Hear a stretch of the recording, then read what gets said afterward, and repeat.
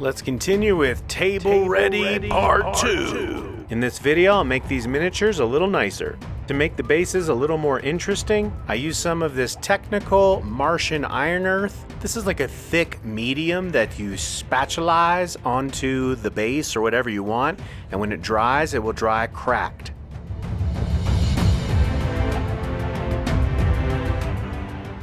Now, as you can see here, after it dried with these neat cracks on the surface. To make sure that texture doesn't flake off, I seal it with Mod Podge mixed with craft paint.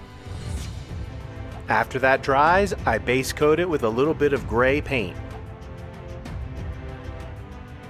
Then I watered down some black contrast paint and gave the bases a good wash. Then I dry brushed on some gray. If you've never dry brushed, what you're doing is you're taking some paint and wiping most of it off onto a rag and then lightly brushing it onto the surface to capture all of those details.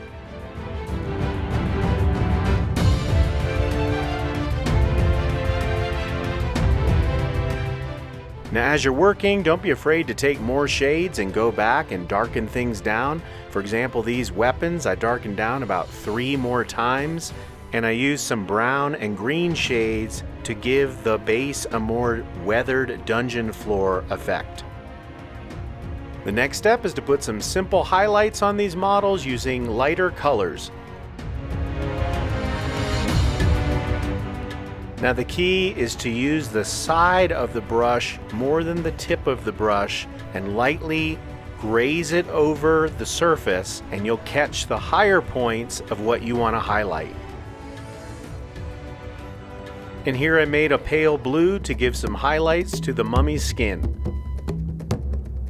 I mixed up a pale green to add some highlighting to the zombie as well.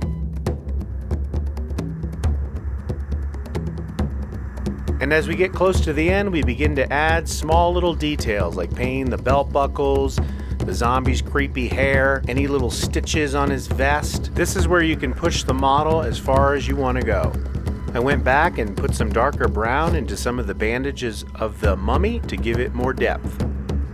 I also took a brighter gunmetal silver and added some light scratches to the rusty weapons to make them look like they've been used. And the final detail was to add some eyes to the zombie and to the mummy. Hope you guys liked that beginner lesson on how to paint a miniature. Be sure to like and subscribe.